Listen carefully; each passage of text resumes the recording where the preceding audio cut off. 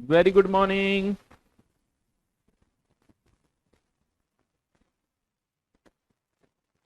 हाँ जी, क्या स्टेटस है होमवर्क का? जल्दी से बताओ डाउट। अभिजीत कह रहा है सर आज आप लेट हो गए। मैं लेट नहीं हुआ था बेटा, वो कनेक्शन होने में टाइम लगा था। बाकी मैं आज भी 2 मिनट पहले ही था, फॉर योर इंफॉर्मेशन। ठीक है, अब हम आ जाते हैं हमारे डिस्कशन पर। Atomic structure.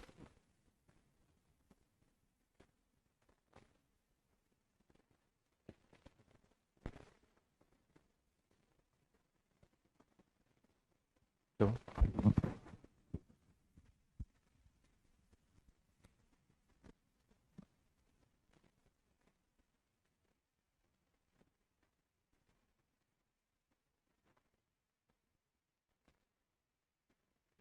आदर्श, हमारे भौतिक रसायन विज्ञान शिक्षक को बहुत बहुत सुप्रभात। सर मैंने आपका दिया हुआ सारा पूरा कर लिया है बेटा।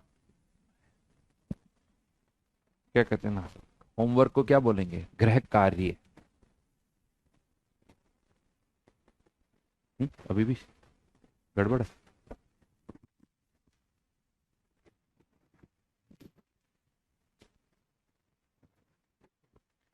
हेलो। आवाज सही आ रही मेरी?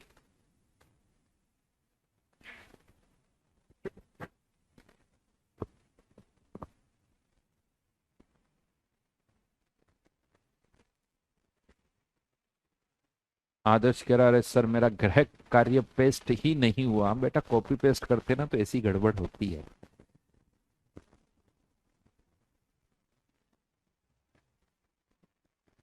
एक ही डाउट है केवल, बाकी सारे हो गए केशु।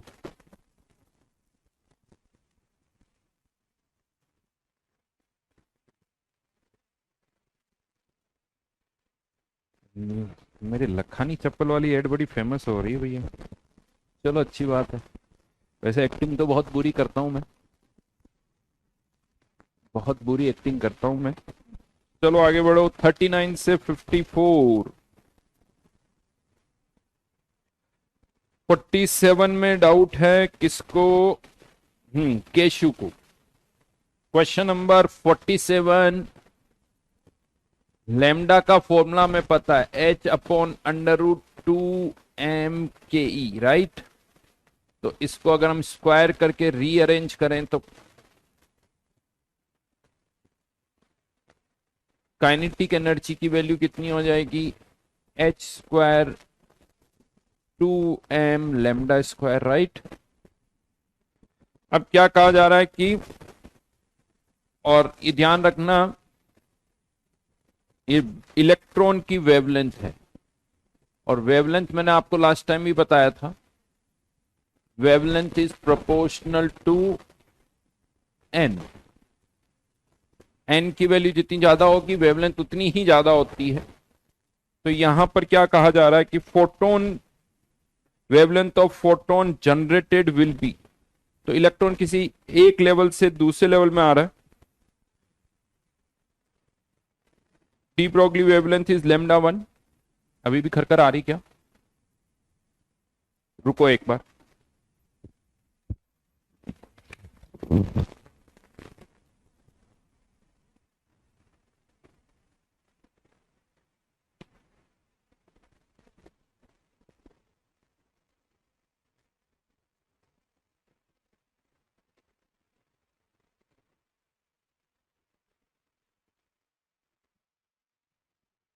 अब कैसी आ रही है आवाज? अब कुछ क्लियर या अभी भी है?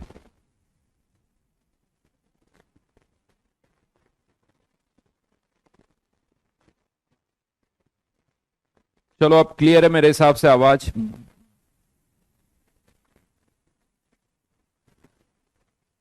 तो यहां पर अब हमें पता है जो टोटल एनर्जी होती है ना, वो काइनेटिक एनर्जी के बराबर ही होती है, केवल साइन का डिफरेंस होता है। तो जो टोटल एनर्जी का डिफरेंस है वही काइनेटिक एनर्जी का होगा, और टोटल एनर्जी का जो डिफरेंस है उसी के कॉरस्पॉन्डिंग जो है एनर्जी रिलीज होगी, उसी के कॉरस्पॉन्डिंग एनर्जी रिलीज होगी। तो टोटल एनर्जी 1 से 2 में जा रहा है, तो total energy 2 minus total energy 1। हमें यह पता है कि हमारा आंसर पॉजिटिव आना चाहिए, तो यहां पर बस आप केवल एक्सप्रेशन देखने की कोशिश करो, और ये वैल्यू किसके बराबर हो जाएगी, kinetic energy 1 minus kinetic energy 2। और ये kinetic energy 1 minus kinetic energy 2 का फॉर्मूला कुछ 1/λ1² माइनस 1/λ2² इक्वल्स टू, ये जो टोटल एनर्जी का जो डिफरेंस होगा यही फोटोन की एनर्जी होगी, तो इक्वल्स टू hc/λ।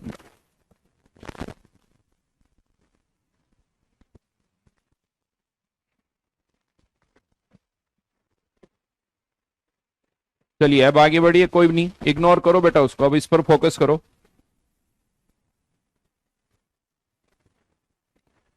शायद टी शर्ट से हो रहा है सर ऐसा। नेक्स्ट, और कोई डाउट, और कोई डाउट?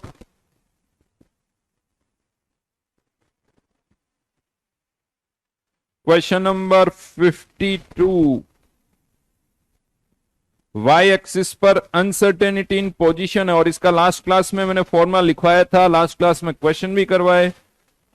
52 क्वेश्चन की अगर मैं बात करूं तो डेल्टा एक्स और जो डेल्टा पी था, याद करो उसकी जगह हम क्या लिख देते हैं, डेल्टा पी की जगह h/λ² डी लेमडा या डेल्टा लेमडा। डी लिखो या डेल्टा लिखो, कोई प्रॉब्लम नहीं है यहां पर, या तो डी लिखो या डेमला डी लिखो या डेल्टा लिखो, एच से एच कैंसिल आउट। यहां पर अगर हम देखें तो delta x equals to λ²/4 pi 1/डेल लेमडा, और ये इसका क्या हो गया, स्लोप। और क्वेश्चन में ये स्लोप कितना दे रखा है आपको, 1/पाई, तो पाई से पाई कैंसिल, तो लेमडा इक्वल्स टू 2।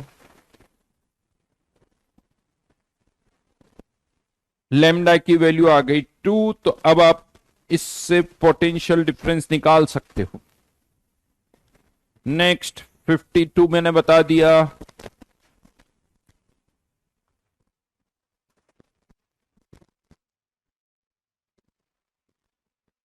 50th बहुत आसान है, डायरेक्ट फॉर्मूला लगाओ। 50th में डायरेक्ट ये वाला फॉर्मूला लगा देना, आंसर आ जाएगा। ये फॉर्मूला बहुत जगह यूज होता है, अच्छी तरह से याद रखो इसको। ये फॉर्मूला क्या बताता है, किसी ऑर्बिट में इलेक्ट्रॉन की वेवलेंथ कितनी होगी वो आप यहां से निकाल सकते हो। n/z है, ये 2 नहीं है, ध्यान रखना, n/z। कैसे नहीं आ रहा 50 में आंसर?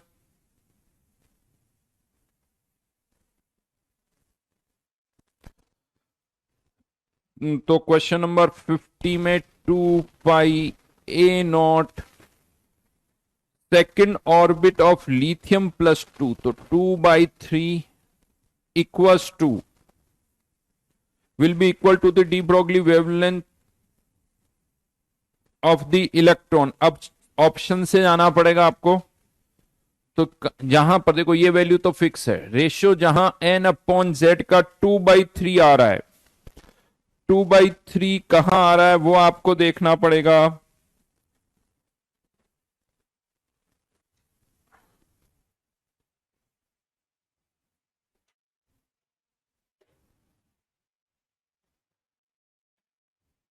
बॉम्बे ऑप्शन में आ तो रहा है बेटा, बॉम्बे ऑप्शन में देखो तुम, 2 पाई a0, n की वैल्यू 4, कार्बन +5 यानी z की वैल्यू 6। क्यों नहीं आ रहा है आर्यन?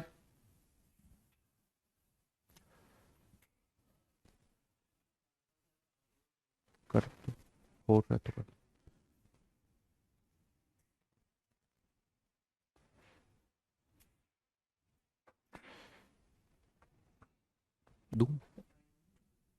1 मिनट रुकना, थोड़ी खरखर को सही कर देते हैं, माइक बदल रहा हूं मैं, ठीक है।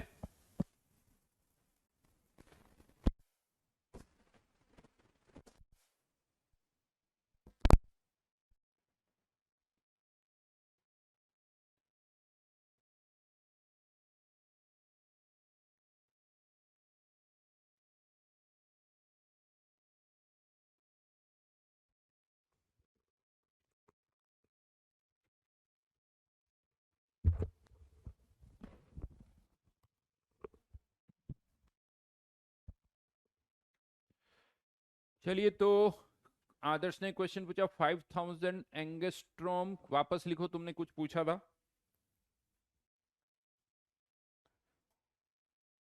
विथ एक्यूरेसी कुछ वर्ड यूज किया था।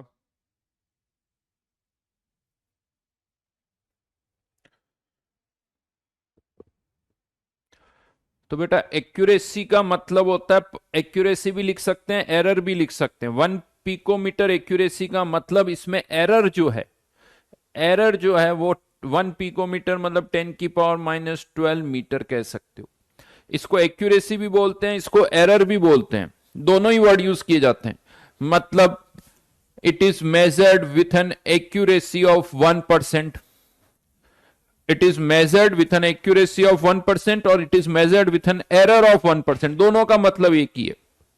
ये हमेशा ध्यान रखना, कभी एरर 99% नहीं हो सकती। अगर यहां पर चाहे एरर 1% बोला जा रहा है या एक्यूरेसी 1% बोला जा रहा है, दोनों का मतलब एक होगा। ये नहीं सर इसमें एरर एक्यूरेसी 1% हो तो एरर 99% होगी। ये बोलने का तरीका है, ऐसे ही बोला जाता है। कुल मिला के कम जो वैल्यू दैट इज एरर। समझ में आ गई मेरी बात? वर्ड एक्यूरेसी भी यूज हो सकता है, एरर भी यूज हो सकता है। यहां पर मैं बोलूंगा 500, मान लीजिए लेंथ है 500 मीटर विथ 1% एरर या विथ 1% एक्यूरेसी, दोनों का मतलब एरर सही है। अरविंद बेटा ऐसे क्वेश्चन पूछोगे तो बहुत कुछ सुनना पड़ जाएगा तुम्हें, ऐसे क्वेश्चन पूछोगे तो बहुत कुछ सुनना पड़ेगा, इसीलिए मत पूछो। शिवकांत का कहना है कि 42 का आंसर गलत है, ऐसा? शिवकांत, किसने कहा 42 का आंसर गलत है भाई? चार्ज को भी कंसिडर करना, ध्यान रखना, और मास को भी कंसिडर करना है। 2m, नहीं चार्ज तो खैर यहां आएगा नहीं, तो 2m के ई, काइनेटिक एनर्जी अलग अलग है, मास अलग अलग है। अब देखना सही आंसर है। हरिओम कह रहा 45 में हिंट दे दो। वाह बहुत बढ़िया, 45 में क्या हिंट दूं? हाँ हाँ हाँ, गजब। हरिओम हरिओम। 47 अभी बता चुका हूं, लेकिन वैभव फिर से पूछ रहा है साहब। ये देखो दुनिया, भारत कितनी तरक्की करेगा, यहां देख लो आप। डेवलप्ड नेशन बनना भाई साहब, डेवलप्ड नेशन, उसका टारगेट पता कब तक है? 2047। और ऐसे क्वेश्चन पूछोगे, वैसे ही वो बड़ा मुश्किल लग रहा है, और ऐसे क्वेश्चन पूछोगे तो कैसे डेवलप्ड नेशन बनेंगे हैं? नारायण मूर्ति का कहना है कि भैया डेवलप्ड नेशन बनना है तो वीक में 70 आवर्स काम करना पड़ेगा इंडिया को, 70 आवर्स पर वीक, जिसका मतलब होता है एक दिन में 12 आवर्स। नॉन 12 आवर्स कम नहीं होते। ऑफिस वर्क की बात कर रहा हूं, क्योंकि जो ऑफिस वर्क करता है उसको घर के काम भी करने पड़ते हैं, बहुत सारे और भी काम होते हैं। 12 आवर्स एवरेज की बात हो रही है, छुट्टियां हटाने के बाद। तो अगर आप छुट्टियां लेते हो तो वो एक ऐड हो जाएगा।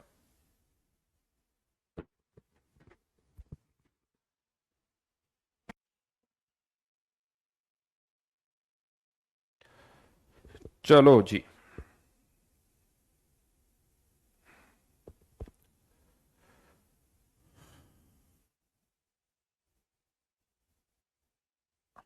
बेटा संडे को हटा के बात कर रहा हूं मैं, संडे को तो नहीं होता, इसीलिए वीक में 6 डेज के अकॉर्डिंग ही काम की बात होती है। एवरेज निकाल रहे हो तो फिर वो ले लो, बट संडे नहीं।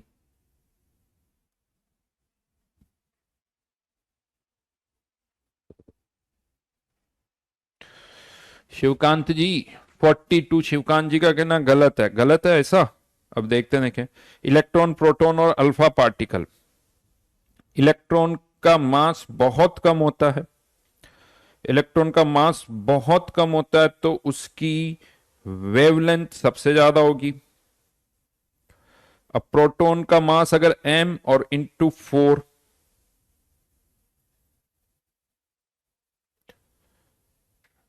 तो 4 आ जाएगा। अल्फा पार्टिकल का मास 4 और है, तो अल्फा पार्टिकल और प्रोटॉन की वेवलेंथ बराबर होगी, यानी आंसर आगरा। अब तुम बताओ शिवकांत, तुम्हारा क्या आंसर हो? कितनी बार कहा कि जब भी लिखो तब आंसर लिखना।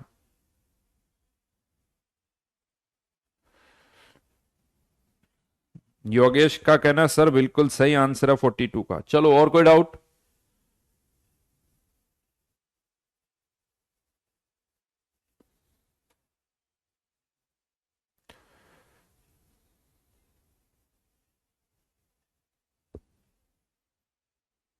और कोई डाउट?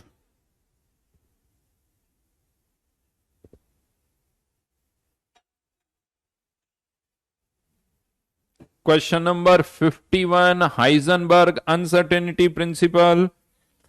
यहां पर एक चीज ध्यान रखना, ये एच क्रॉस का मतलब पता है क्या होता है? एच अपॉन 2 पाई। एच अपॉन 2 पाई को ऐसे लिख सकते हैं हम,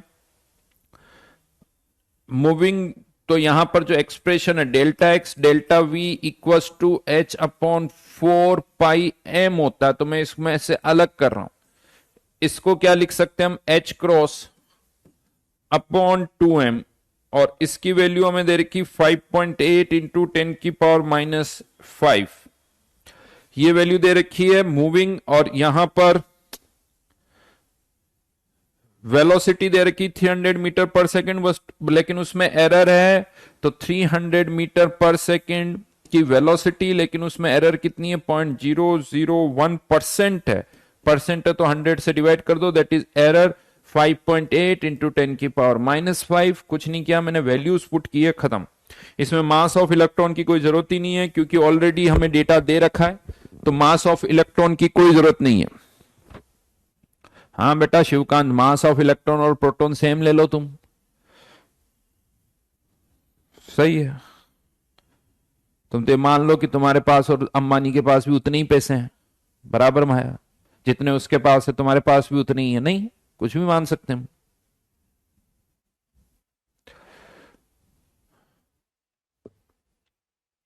जनता बैठे बैठे है ना ऐसे टिक कर, यार यार कौन सा क्वेश्चन पूछूं, चलो 40th पूछ लेता हूँ, फिर किसी का मन किया तो 50th पूछ लेता हूं, ऐसे तुक्के लगा रहे हैं।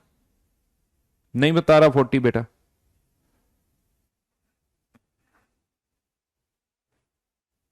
सोचना थोड़ा सा।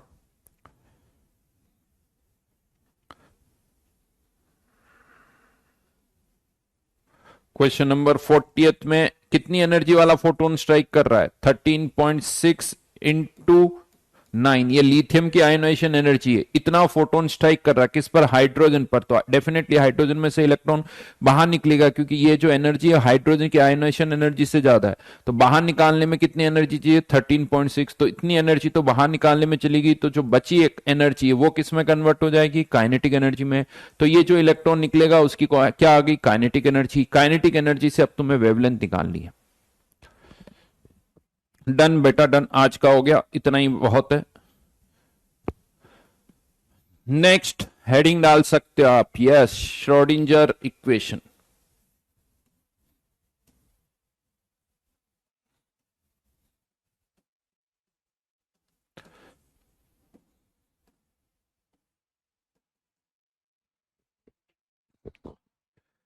तो after de Broglie hypothesis, Heisenberg uncertainty principle, ये क्लियर हो गया कि देखो एक तो कि इलेक्ट्रॉन की भी ड्वेल नेचर होती है, जैसे लाइट की ड्वेल नेचर होती है, मतलब इलेक्ट्रॉन भी वेव नेचर शो करते हैं। और साथ में ये भी क्लियर हो गया कि हम किसी भी पार्टिकल की exact position exact speed measure नहीं कर सकते, जो कि हम बोहर मॉडल में करते आ रहे थे।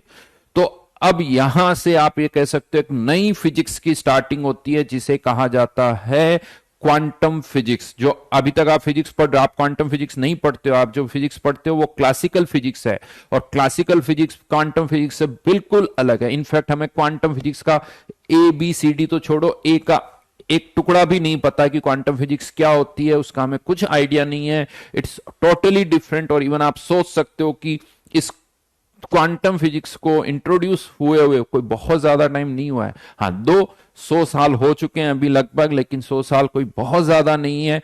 तो आज भी आप ये कह सकते हो कि हम इस क्वांटम फिजिक्स को समझने की कोशिश कर रहे हैं। इवन थोड़ी सी अगर मैं आपको हिस्ट्री बताऊं, तो जैसे मैंने आपको लास्ट टाइम भी बताया था, जब इसकी स्टार्टिंग हुई तो सबसे ज्यादा इसको अपोज किसने किया था पता है आपको? आइंस्टाइन ने। सबसे ज्यादा आइंस्टाइन ने इसको अपोज किया। लेकिन उसके बाद अगर हम बात करें तो आइंस्टाइन के यानी स्टार्टिंग जो मेनली की बोहर ने, डिरैक ने, इन्होंने क्वांटम फिजिक्स को आगे बढ़ाया। Bohr, Dirac, max born. उसके बाद ये बात है 1920 से लेकर 1930 के आसपास, 1930 से 1940 तक क्वांटम फिजिक्स को जो आगे बढ़ाया, उसमें जो एडिशन किया वो किया था फिनमैन ने। लेकिन मैं आपको यहां पर एक बात बताऊं, फिनमैन ने जब अपनी बात रखी क्वांटम फिजिक्स से रिलेटेड, तो जो डिरैक था जिसने इनिशियली क्वांटम फिजिक्स स्टार्ट की थी, थोड़ा बहुत कंट्रीब्यूट किया था, तो डिरैक जो है वो फिनमैन से कह सकते हो कि एग्री नहीं करता था। उसको लगता था कि फिनमैन जो कह रहा है वो गलत है, तो डिरैक फिनमैन की बातों को एक्सेप्ट नहीं करता था। लेकिन बाद में लगा कि नहीं यार, फिनमैन सही कह रहा है, तो हमने उनको एक्सेप्ट किया। फिनमैन के बाद मैं आपको बताऊं, ये 1940s तक फिनमैन ने काफी कुछ कंट्रीब्यूट किया, और 1940s के बाद 1940 से 1950 तक गोल्डमैन ने क्वांटम फिजिक्स में बहुत कुछ कंट्रीब्यूट किया। लेकिन गोल्डमैन की बातें फिनमैन को समझ में नहीं आती थी। तो आप सोचो कि इन्होंने ही क्वांटम फिजिक्स को डेवलप किया, लेकिन यही आपस में अपनी बातों से एग्री नहीं कर रहे थे, एक दूसरे का अपोज करते थे। इनफैक्ट फिनमैन ने अपनी एक बुक लिखी है क्वांटम फिजिक्स के ऊपर। फिनमैन की एक बुक है, अगर आप उस बुक के प्रीफेस को पढ़ोगे तो उसमें पता है फिनमैन ने क्या बोला है। फिनमैन ने ये बोला है कि कोई भी इस बुक को पढ़ने के बाद ये ना समझ ले कि उसे क्वांटम फिजिक्स समझ में आ गई है। क्यों? क्योंकि मुझे लिख के समझ में नहीं आई है, तो तुम्हें पढ़ के कैसे समझ में आ जाएगी भाई? ये लाइन लिखी हुई है, अपने मन से नहीं बोल रहा हूं। तो आप सोचो कि ये कोई आसान नहीं है। स्टोरीज में सारी इसलिए बता रहा हूं कि आपको ऐसा लग रहा हो कि बस अब तो एक एक सर जो है ना आज सब कुछ समझा देंगे, एटम के स्ट्रक्चर के बारे में सब बता देंगे, आज हमें सब कुछ पता चल जाएगा, क्वांटम फिजिक्स क्या होती है, एटम का स्ट्रक्चर क्या होता है। तो मैं आपको बता दूं, ऐसा कुछ भी नहीं होने वाला है, ऐसा कुछ भी नहीं होने वाला है। हाँ, हम एक ऐसी टेरिटरी में घुस रहे हैं, घुसने की कोशिश कर रहे हैं, जहां पर मैं आपको कुछ वर्ड्स बता दूंगा, कुछ चीजें बताऊंगा, कुछ समझ में आएंगी, कुछ नहीं समझ में आएंगी, लेकिन बातें पता चल जाएगी यार ऐसा कुछ है। कुछ कुछ बातें आपको आपके कानों तक पहुंच जाएगी। हाँ, क्वेश्चन कैसे आते हैं, उन्हें कैसे सॉल्व करना है, वो मैं आपको बता दूंगा। लेकिन एक आप ये कहो कि सर फील नहीं आ रहा, तो बेटा क्वांटम फिजिक्स का सबसे बड़ा फंडा यही है कि अगर आपको फील आ गया मतलब वो गलत है। क्वांटम फिजिक्स और क्लासिकल फिजिक्स में हमें सब दिखता है, हमें फील आता है।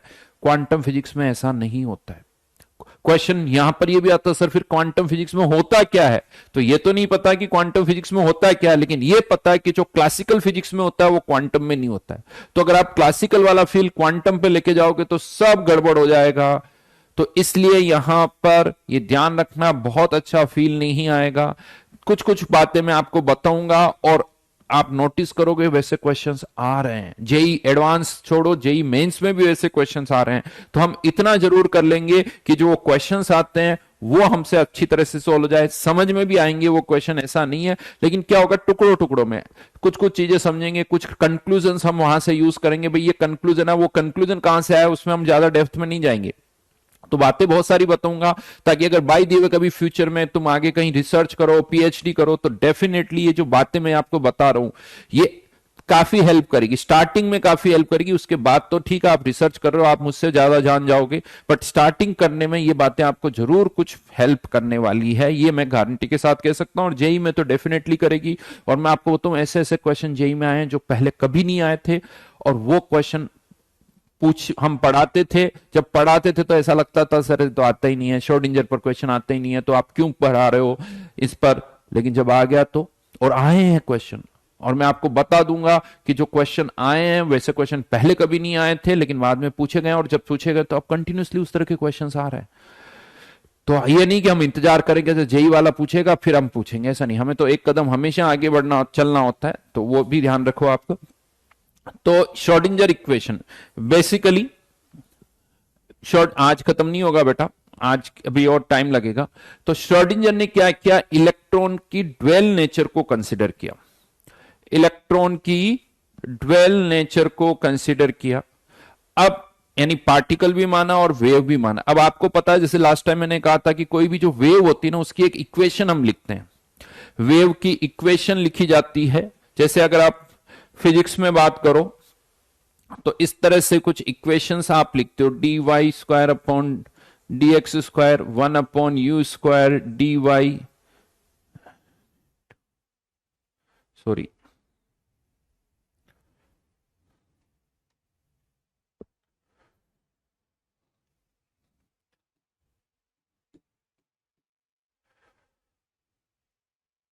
डी।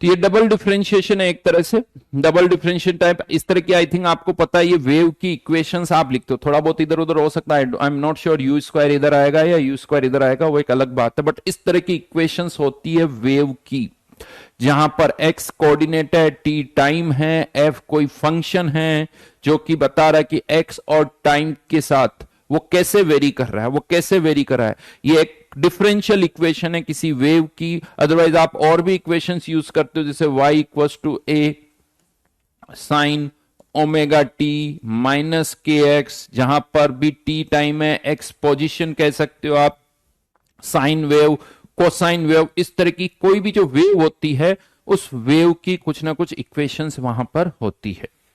ठीक है, चलेगा। देन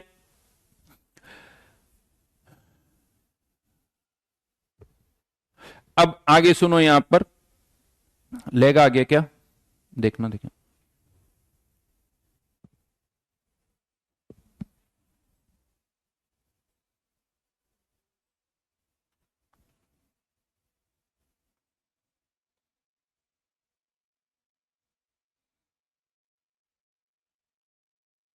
ओके सही।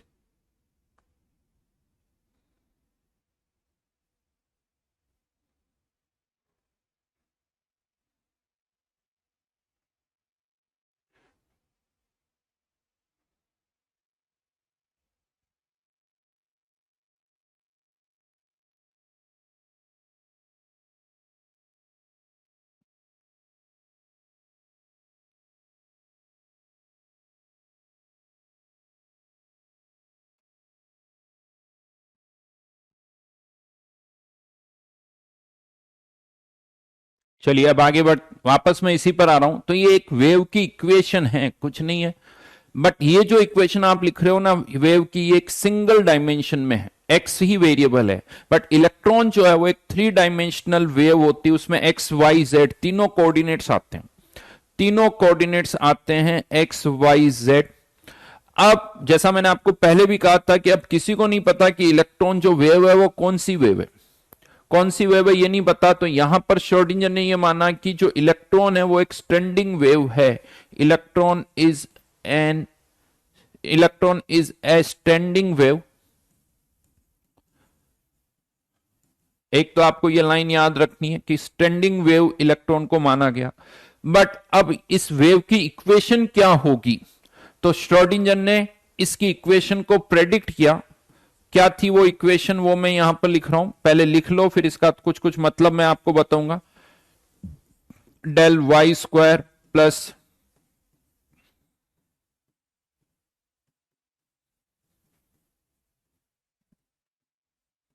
Minus v upon h psi equals to 0।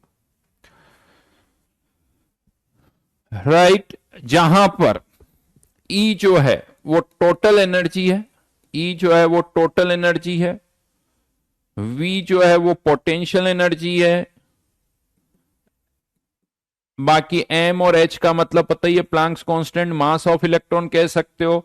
जाई क्या है, ये जाई जो है ये, इसे हम या तो बोलते हैं वेव फंक्शन, वेव फंक्शन, या इसे बोला जाता है एम्पलीट्यूड ऑफ वेव,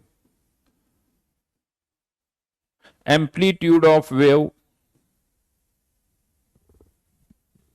इसे बोला जाता है वेव फंक्शन या एम्पलीट्यूड ऑफ वेव, वेव का एम्पलीट्यूड क्या होगा, डिस्प्लेसमेंट जिसे आप बोलते हो, मैक्सिमम डिस्प्लेसमेंट जिसे बोलते हो, वो यहां पर होगा। नाउ ये तो मैंने बता दिया कि जैसे एफ एक फंक्शन होता है उसी तरह से जाई भी एक फंक्शन है, और जो जाई जो है वो आपको क्या बता रहा है, एम्पलीट्यूड ऑफ वेव। सबसे पहले क्वेश्चन यहां आता है कि श्रोडिंगर ने ये जो इक्वेशन जो यहां लिखी गई है वो कहां से आई। तो मैं आपको बता दूं, ये जो इक्वेशन है, ये इक्वेशन कहीं से आई नहीं है, ये श्रोडिंगर ने प्रेडिक्ट की है, श्रोडिंगर ने प्रेडिक्ट की है, राइट। इसको PSI स्पेलिंग तो ये लिखी जाएगी, बट बोला जाता है इसको साई या जाई, साई या जाई दोनों बोल सकते हो आप, ध्यान रखना, ठीक है। इसको तो श्रोडिंगर ने इस इक्वेशन को प्रेडिक्ट किया। बड़ी इंटरेस्टिंग एक स्टोरी सुनाता हूं। देखो इस चैप्टर में मैं आपको बहुत फैक्ट बता दूं, बहुत सारी चीजें टेक्निकली तो समझ में नहीं आने वाली, ये आप ध्यान रखना। स्टोरीज काफी इंटरेस्टिंग है, जो कि मैं बहुत सारी सुना चुका हूं ऑलरेडी, बहुत सारी और भी सुना रहा हूं, तो स्टोरीज बहुत सारी इससे रिलेटेड। पता है श्रोडिंगर ने जब ये इक्वेशन प्रेडिक्ट की थी, तो दो, श्रोडिंगर जो है वो मैरिड था, बट वो अपनी वाइफ के साथ नहीं रहता था, अकेला रहता था। इसका मतलब नहीं, तो फिर समझदार हो तुम, अच्छी तरह समझ जाते हो चीजें, नहीं अपनी वाइफ के साथ भी नहीं रहता था, लेकिन अकेला भी नहीं रहता था। और श्रोडिंगर को इस इक्वेशन के लिए, पता है श्रोडिंगर को इस इक्वेशन के लिए नोबेल प्राइज भी मिला है, नोबेल प्राइज भी मिला है। तो moral of the story is, moral of the story is, अब ये मत पूछना सर स्टोरी का क्या मोरल है, तो मैंने आपको बता दिया बेटा नोबेल प्राइज कैसे मिलता है, उसका सीक्रेट आप लोगों को बता दिया है कि नोबेल प्राइज कैसे मिलता है।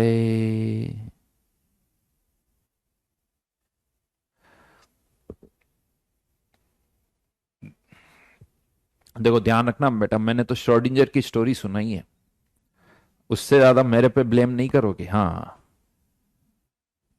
पता चला तुम लोग उधर से भी गए और इधर से भी गए और नोबेल प्राइज भी नहीं मिला इसके चक्कर में, तो कहीं के नहीं रहोगे, ये भी ध्यान रख लेना।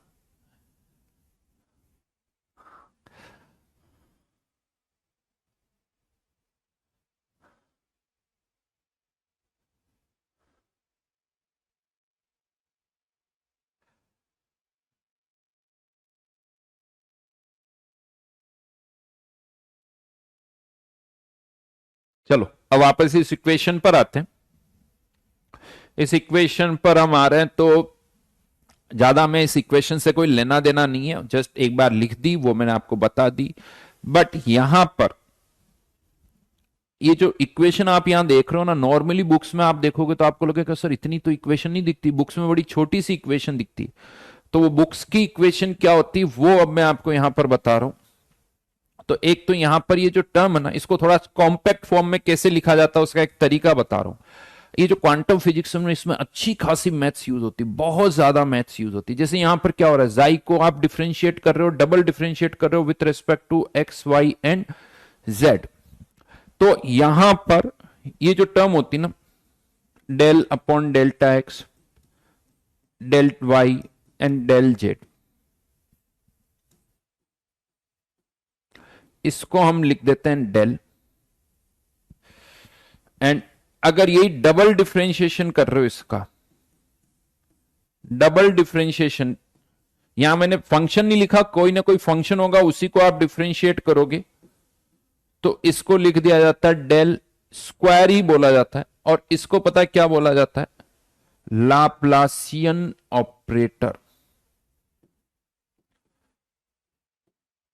लाप्लासियन ऑपरेटर, इसका भी कुछ नाम होता है, मेरे को नाम थोड़ा स्किप कर रहा हूं अभी, इसका भी ऐसे ही कुछ नाम होता है,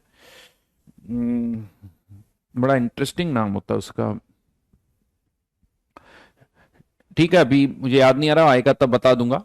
तो यहां पर अब आप चाहो तो इस इक्वेशन को,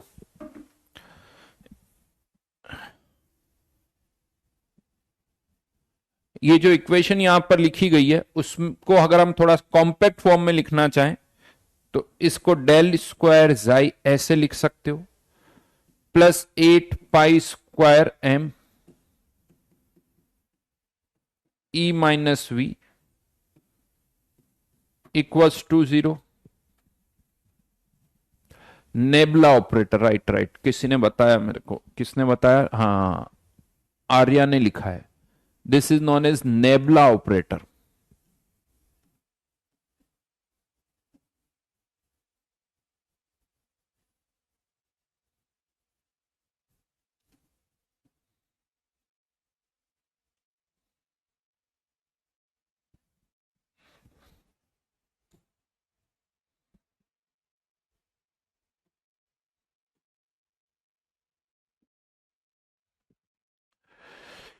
हाँ हाँ, उससे क्या हुआ, इक्वेशन थोड़ी कॉम्पैक्ट हो, इसको थोड़ा और कॉम्पैक्ट करके भी लिखा जाता बुक्स में, वो कैसे लिखा जाता वो बताता हूं आपको। इस वाली टर्म को हम उधर शिफ्ट कर रहे हैं, ये वाला पार्ट उधर शिफ्ट किया तो माइनस साइन, फिर उसको मल्टीप्लाई कर दिया h upon 8 pi square m del square psi. इस पार्ट को उधर शिफ्ट किया, फिर h वाली टर्म को इधर शिफ्ट कर दिया, फिर v वाली टर्म को भी उधर ही शिफ्ट कर दिया, तो इधर पता क्या रह गया, e साई।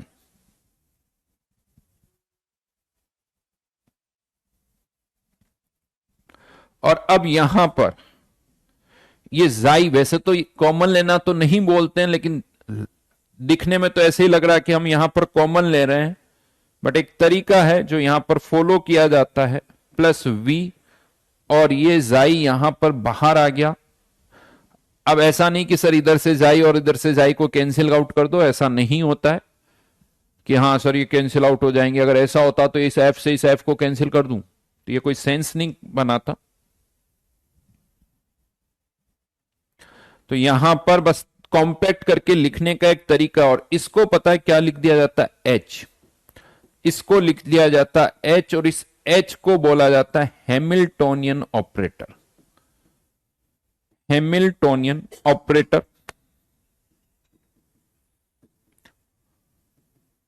एक ऑपरेटर बेसिकली कुछ नहीं है, जैसे आप कहते हो ना कि एक बार एक्स वाई जेड के रेस्पेक्ट में डिफरेंशिएट कर दो, तो उसे बोल दो भाई यार इस फंक्शन पर नेबला ऑपरेटर लगा दो, इस पर अगर नेबला ऑपरेटर लगा दो मतलब इसको एक बार एक्स के रेस्पेक्ट में, एक बार वाई के रेस्पेक्ट में, एक बार जेड के रेस्पेक्ट में पार्शियली डिफरेंशिएट कर दो।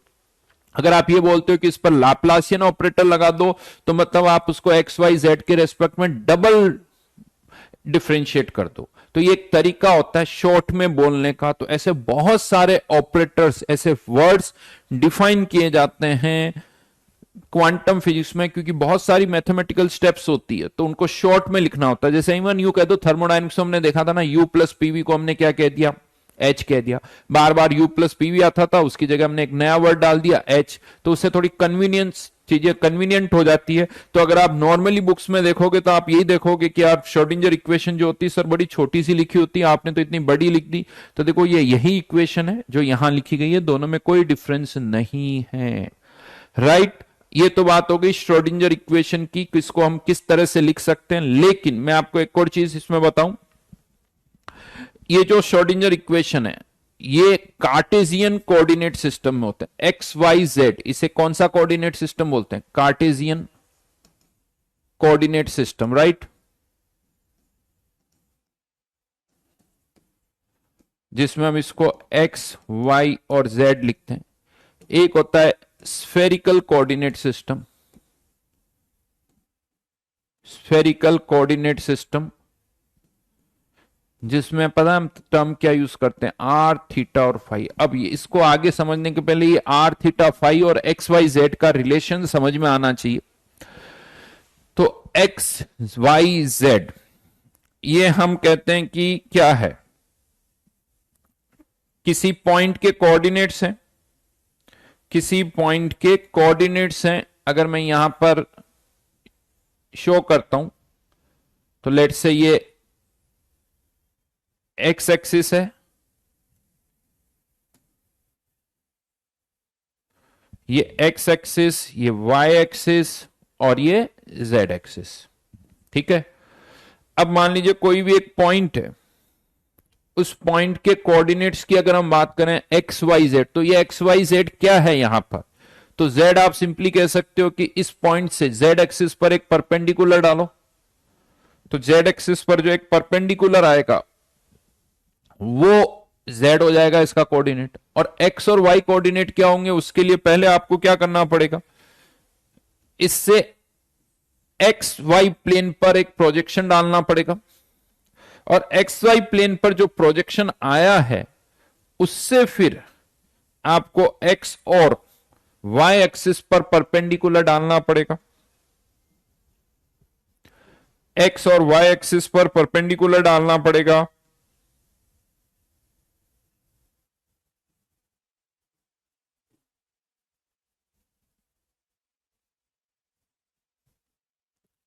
Something like this.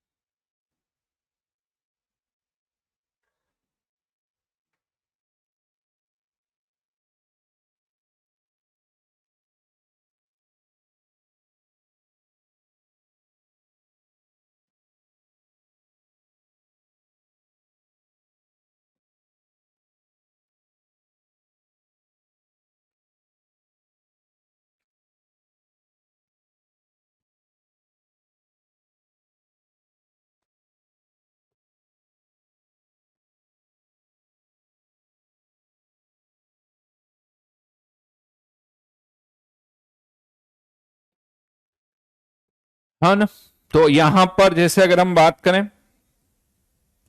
ये एक्स वाई जेड, तो ये वैल्यू हो गई जेड, ये वैल्यू कितनी हो गई यहां पर एक्स, और ये वैल्यू यहां पर कितनी हो गई वाई।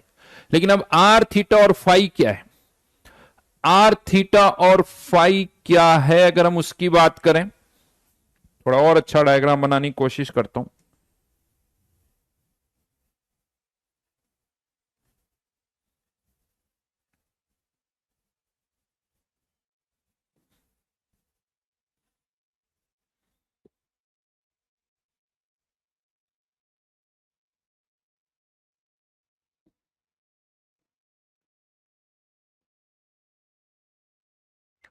तो यहां पर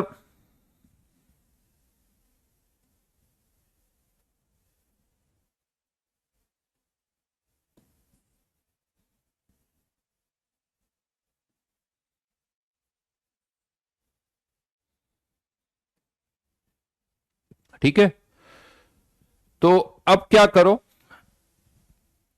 इसको हम कनेक्ट कर देते हैं ओरिजिन से। अगर मैं इसको ओरिजिन से कनेक्ट कर देता हूं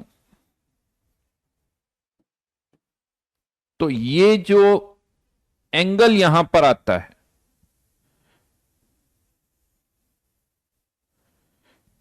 ये एंगल यहां पर कहलाता है थीटा, ये जो एंगल है वो कहलाता है थीटा। और अब हम यहां पर क्या कर रहे हैं, ये जो प्रोजेक्शन यहां पर आया है इस प्रोजेक्शन को भी आप किससे कनेक्ट करो, एक्स ओरिजिन से। तो ये जो एंगल यहां पर आएगा ये एंगल कहलाता है फाई। ये सब कुछ फिक्स है, अपनी इच्छा से नहीं बदल सकते, ध्यान रखना। ये एंगल होता है फाई, और आर क्या होता है, ये डिस्टेंस जो यहां पर है दैट इज आर। तो अब अगर इस पॉइंट के कोऑर्डिनेट्स आर थीटा और फाई है तो एक्स वाई जेड भी कह सकते हो, आर थीटा और फाई भी कह सकते हो। तो यहां पर अब अगर मुझे एक्स वाई जेड को आर थीटा और फाई से रिलेट करना है तो क्या किया जा सकता है, क्या बताओ, जेड की वैल्यू किसके बराबर होगी, जेड इक्वल्स टू क्या होगा बता सकते हो कोई, जेड को आर थीटा और फाई की टर्म्स में लिखना हो तो जल्दी से बताओ, z इक्वल्स टू क्या होगा, x इक्वल्स टू क्या होगा, और y इक्वल्स टू क्या होगा, आर थीटा और फाई, मतलब साइन थीटा होगा, आर कोस थीटा होगा, आर क्या होगा वो आपको बताना। बिल्कुल सही, आर्या का आंसर आ गया है।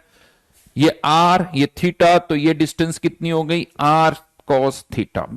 तो z इक्वल्स टू क्या हो गया, r कॉस थीटा। देन अब अगर मुझे x फाइंड आउट करना है तो पहले ये वाली वैल्यू निकालनी पड़ेगी, और ये वाली वैल्यू क्या है, r साइन थीटा हो जाएगी, और r sine theta cos phi, तो r साइन थीटा और फिर क्या आ गया कॉस फाई, और y एक्सिस पर क्या हो जाएगा, r sine theta sine phi. समझ में आ गई बात। तो यहां से हम एक्स वाई जेड की जगह आर थीटा फाई भी यूज कर सकते हैं। तो ये जो इक्वेशन है, देखो मैंने अभी कार्टेशियन कोऑर्डिनेट सिस्टम में लिखी थी एक्स वाई जेड, अगर आप एक्चुअल में देखोगे तो ये पोलर स्फेरिकल कोऑर्डिनेट सिस्टम में लिखी जाती है, और स्फेरिकल कोऑर्डिनेट सिस्टम में ये और ज्यादा कॉम्प्लिकेटेड हो जाती है, और ज्यादा कॉम्प्लिकेटेड हो जाती है। लेकिन हाँ, ये हमें पता होना चाहिए, यहां पर ये सारी चीजें पता होनी चाहिए आर थीटा और फाई की टर्म्स में। अब यहां पर एक दो छोटे छोटे पॉइंट्स और है जो मैं आपको बताना चाहता हूं। अगर मैं यहां पर कह दूं कि कोई पॉइंट ऐसा है जिसका थीटा जो है वो 0 डिग्री है, मान लो कोई पॉइंट ऐसा है जिसका थीटा 0 डिग्री है, तो बता सकते हो कि वो पॉइंट कहां पर होगा। अगर थीटा 0 डिग्री तो वो पॉइंट कहां पर होगा। बिल्कुल बढ़िया जी, बिल्कुल बढ़िया। आप लोगों के बहुत सारे आंसर, बहुत सारे रेस्पॉन्स में देख रहा हूं, बहुत बढ़िया। सब एक्टिव हो, और एक्टिव रहोगे तो अच्छी खासी रेंज, अच्छी खासी रैंक भी आएगी। यस, आर थीटा अगर 0 डिग्री तो इसका मतलब जो पॉइंट है वो जेड एक्सिस पर है। तो थीटा 0 पता किसको रिप्रेजेंट करता है, जेड एक्सिस को रिप्रेजेंट कर रहा है।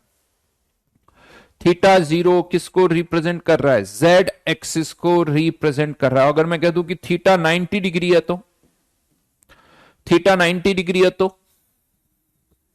क्या ये भी किसी एक्सिस को रिप्रेजेंट कर रहा है या किसी प्लेन को रिप्रेजेंट कर रहा है।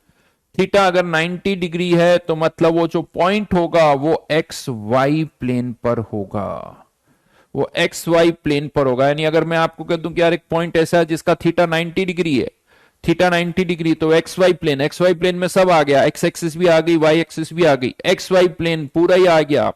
एक्स वाई प्लेन का मतलब उसमें एक्स एक्सिस भी आ गई, उसमें वाई एक्सिस भी आ गई, राइट। केवल एक्स नहीं बोलोगे, केवल वाई नहीं बोलोगे, एक्स वाई प्लेन बोलोगे। हाँ, थीटा 0 पर केवल जेड एक्सिस है, वहां कोई प्लेन नहीं है, यहां प्लेन नहीं है, लेकिन यहां पर प्लेन है। अच्छा, अगर मैं कह दूं फाई अगर 0 डिग्री है तो क्या होगा, और फाई 90 डिग्री है तो क्या होगा, बताओ। फाई 0 डिग्री पर कौन सा प्लेन होगा, ये दोनों आंसर चाहिए। अब मुझे ये दोनों आंसर लिखो कॉमा लगा के।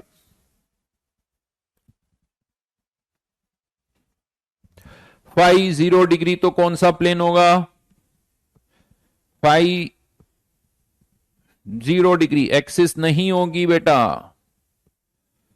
फाई 0 करते ही मान लो यहां पर एक्स जेड प्लेन पर भी कोई पॉइंट है, सोचो एक्स जेड प्लेन पर भी कोई पॉइंट है, तो उसका प्रोजेक्शन कहां आएगा, एक्स एक्सिस पर ही तो आएगा।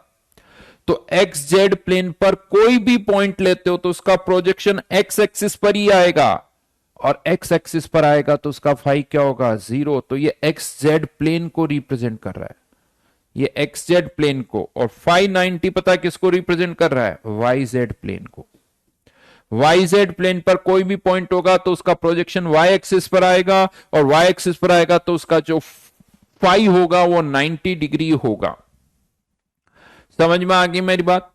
तो कभी कभी ऐसे भी उल्टा भी चलते हैं, एक्स वाई प्लेन मतलब theta 90 degree, x z plane मतलब phi 0 degree, y z plane का मतलब फाई 90 डिग्री, ये पता होना चाहिए। ये आगे हमें इसकी जरूरत पड़ेगी, बहुत जरूरत पड़ेगी। ये जो बातें मैंने आपको यहां बताई है वो आपके दिमाग में अच्छी तरह से रहनी चाहिए। अब मैं वापस श्रोडिंगर इक्वेशन पर आ रहा हूं। अब ये जो श्रोडिंगर इक्वेशन है, इस इक्वेशन को सॉल्व किया जाता है, इस इक्वेशन को सॉल्व किया जाता है, और इस इक्वेशन को सॉल्व करना कोई आसान काम नहीं है। अगेन मैं आपको बता दूं कि ये इक्वेशन सॉल्व करना कितना मुश्किल काम है, इससे आप समझ सकते हो कि अभी तक भी सही सही हम इस इक्वेशन को केवल सिंगल इलेक्ट्रॉन सिस्टम के लिए सॉल्व कर पाए, सही सही केवल सिंगल इलेक्ट्रॉन सिस्टम के लिए, और वो भी with the help of super computer. ये नॉर्मल कंप्यूटर से कुछ नहीं होगा, सुपर कंप्यूटर से आप सिंगल इलेक्ट्रॉन सिस्टम के लिए सॉल्व कर पाए, मल्टी इलेक्ट्रॉन सिस्टम के लिए तो अभी भी नहीं कर पा रहे हैं। मल्टी इलेक्ट्रॉन सिस्टम में तो अभी भी नहीं कर पाए हैं। अब आप समझ लो, और वो भी with the help of super computer. इतने सारे केसेस, इतनी सारी इक्वेशंस बनती है कि ये सब बहुत ज्यादा कॉम्प्लिकेटेड हो जाता है। तो अभी भी जनता लगी हुई है, सॉल्व कर रही है। बहुत बेसिक, अगर आप इवन जब एमएससी करते हैं या पर्टिकुलरली क्वांटम फिजिक्स आप कोर्स लेते हो, तो वहां पर थोड़ा थोड़ा इसका पार्ट आता है कि इस इक्वेशन को कैसे सॉल्व किया जाए। बट ये अपने आप में एक पूरा सब्जेक्ट है। जैसे अभी आपको लग रहा है ना केमिस्ट्री एक सब्जेक्ट है, फिजिक्स एक सब्जेक्ट है, उसी तरह से बेटा क्वांटम फिजिक्स अपने आप में ही एक सब्जेक्ट है। वो बहुत बड़ी चीज है, तो पूरा सारा अटेंशन वहीं पे करना होता है।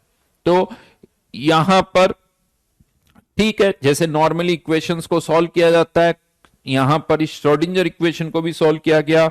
हाँ, यहां पर मैं आपको एक चीज बता देता हूं, कोई भी आप जब डिफरेंशियल इक्वेशन सॉल्व करते हो, जैसे फिजिक्स में आप करते हो, बड़ी सिंपल सी मैं इक्वेशन ले रहा हूं जहां पर एक्स डिस्प्लेसमेंट है, मान लो ये कोई इक्वेशन है, d2x upon dt square, acceleration कह सकते हो। जब आप इसको इंटीग्रेट करते हो तो dx upon dt equal to क्या हो जाता है, 5t प्लस सम कांस्टेंट। ये इंटीग्रेशन कांस्टेंट होता है। और अब आपको पता होता है कि किसी टी टाइम पर स्पीड इतनी, तो वो टाइम पुट कर दो, स्पीड पुट कर दो, तो उससे इंटीग्रेशन कांस्टेंट की वैल्यू आ जाती है। फिर इसको डबल डिफरेंशिएट करते हैं तो आप कह सकते हो कि x का एक्सप्रेशन आ जाएगा, उसमें भी एक इंटीग्रेशन कांस्टेंट आएगा। तो जितनी बार आप इसे इंटीग्रेट करते हो उतने इंटीग्रेशन कांस्टेंट्स यहां पर आते हैं, राइट। और इसको हम कहते हैं इंटीग्रेशन कांस्टेंट की वैल्यूज भी हमें निकालनी होती है। उसके लिए हमारे पास कोई ना कोई डेटा होना चाहिए। जैसे मुझे पता है t इक्वल टू 0 पर स्पीड इतनी है, तो वो t पुट कर दूंगा, स्पीड पुट कर दूंगा, तो उससे मुझे इंटीग्रेशन कांस्टेंट की वैल्यू पता चल जाएगी। तो इसको ऐसे बोला जाता है कि बाउंड्री कंडीशंस पता होनी चाहिए। बाउंड्री कंडीशन से मतलब किसी टाइम पर स्पीड कितनी होगी, ये एक बाउंड्री कंडीशन है, उससे आप इंटीग्रेशन कांस्टेंट की वैल्यू निकाल सकते हो।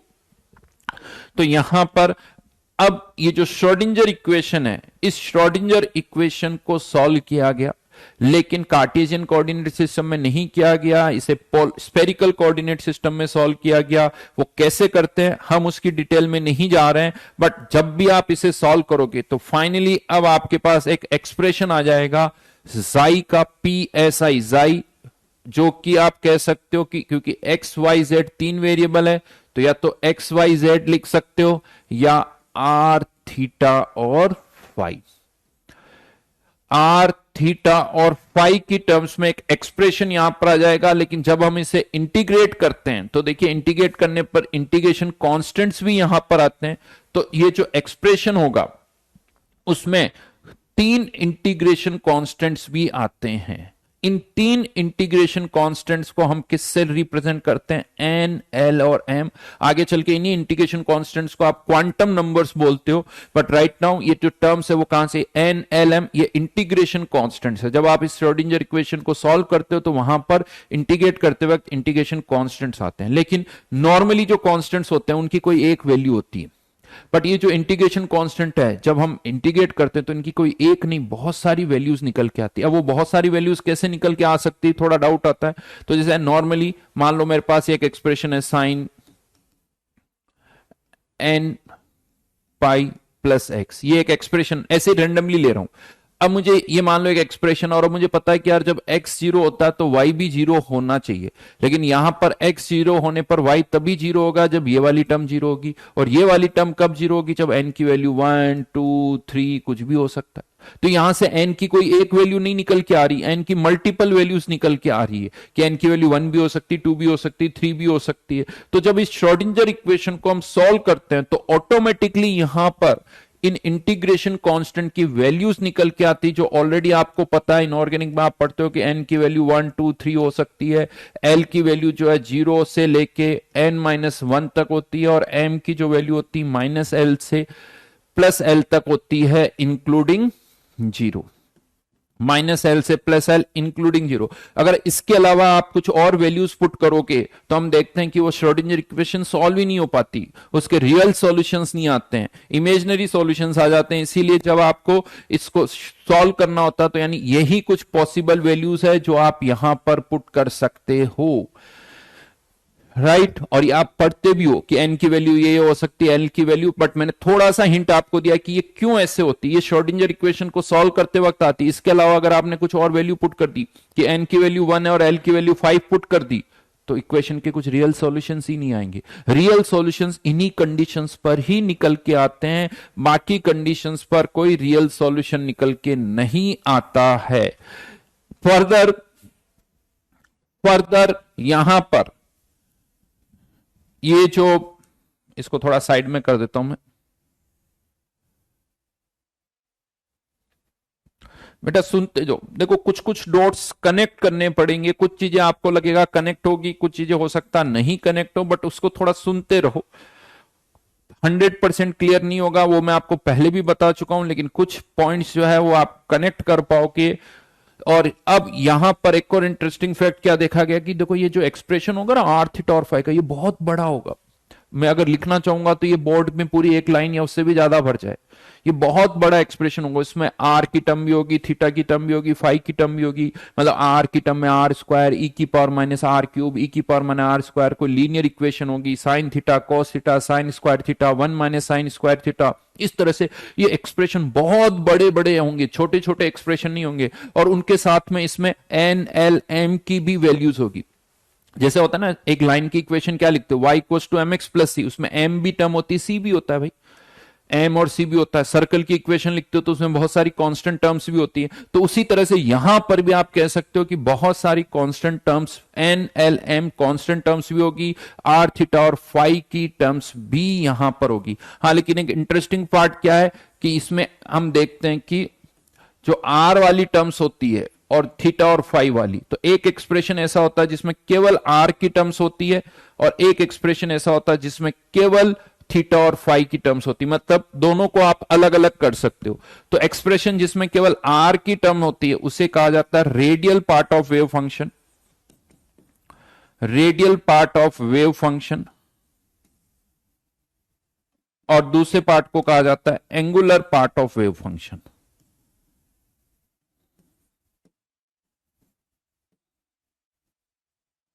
Radial part of wave function and angular part of wave function.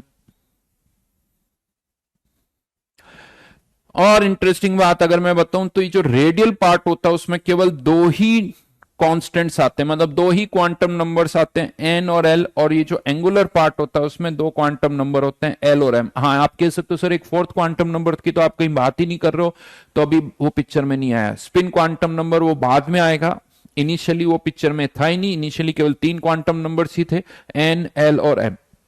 तो इस पार्ट में एन और एल की टर्म्स थी, इसमें एल और एम की टर्म्स आती है। इसे बोला जाता है radial part of wave function, इसे बोला जाता है angular part of wave function. वैसे इसको ऐसे भी लिख दिया जाता है, radial part of wave function को कैपिटल आर से भी, मतलब एफ की जगह मैंने कैपिटल आर लिख दिया और कुछ नहीं।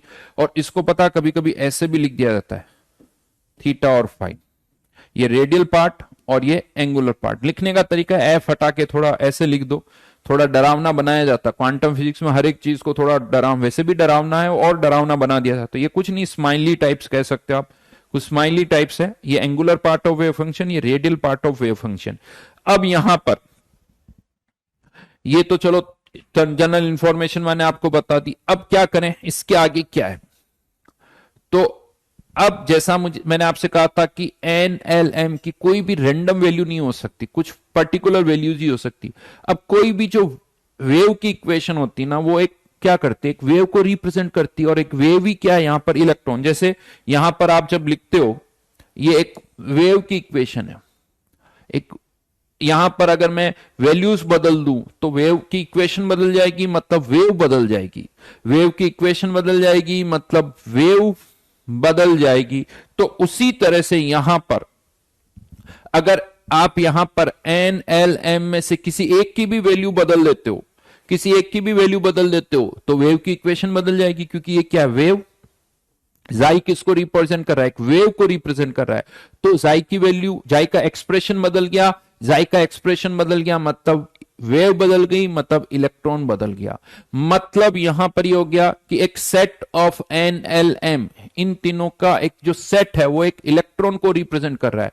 तो जैसे यूं कह सकते हो कि एक इलेक्ट्रॉन, इलेक्ट्रॉन के लिए एन एल और एम की वैल्यू 1 0 0 भी हो सकती है, 2 1 -1 भी हो सकती है। तो ऐसे बहुत सारे कॉम्बिनेशंस हो सकते हैं।